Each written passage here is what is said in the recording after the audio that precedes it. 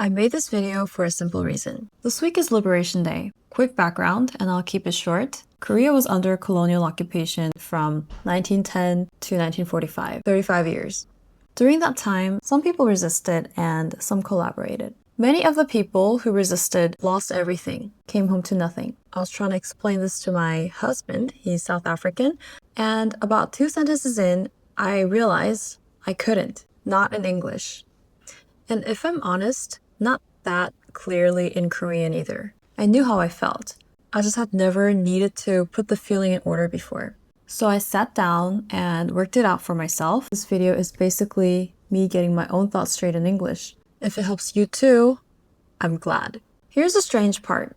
I can talk about almost anything in English now. Work, technical issues, movies, family arguments, where we're gonna eat. But there are 3 or 4 or more subjects where I still feel like a beginner, and this is one of them. And that's not because I don't know the vocabulary. It's because the standard words don't hold enough context. You reach for something in English, you say it, and then you hear yourself and think, that came out much flatter than I meant. So you do what most people do. You shrug and say it's complicated, and the conversation quietly dies there. I don't want to keep doing that. I'm not going to walk you through political debates. I'm not going to tell you who to be angry at. You can read about the details, and you should. What I want to give you is the part that reading a textbook can't give you. So, why does this still sit so heavy? From the outside, I know how it can look. It can look like people getting worked up about something from 100 years ago. That's not what's happening. It isn't distant. 1945 is within living memory.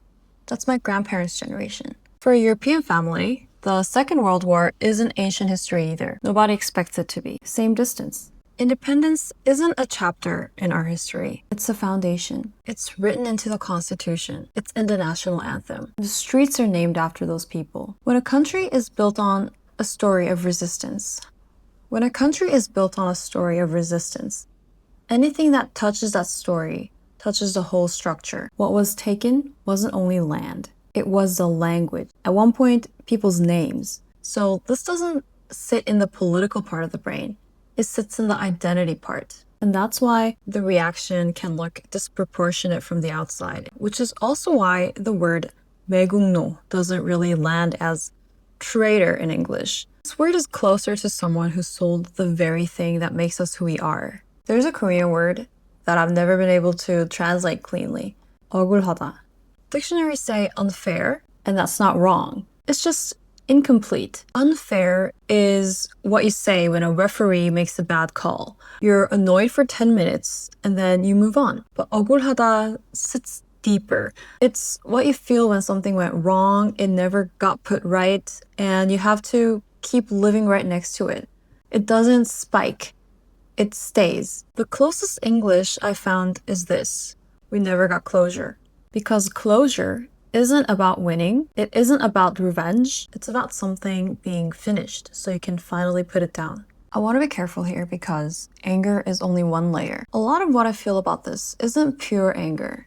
It's closer to grief. You grow up seeing that people who sacrificed everything got almost nothing back for it. What that produces isn't constant rage. It's a low, tired sadness that sits underneath the pride. Both are there at the same time. It sits heavy. Here's the part that's hardest to get across, and the part I most want you to be able to say. Beyond history textbooks, what actually fuels the anger today is a very visible structural contrast. When independence fighters came home, many had lost everything. Their families spent generations in severe poverty, literally in shacks, while many who collaborated retained their wealth, influence, and status. Seeing that reality play out over decades leaves you with a very specific bitterness. It feels like inverted justice. You're seeing sacrifice rewarded with poverty and collaboration rewarded with power. It's not just anger at the past, it's frustration with an unfairness that was never corrected. It's not just history to us.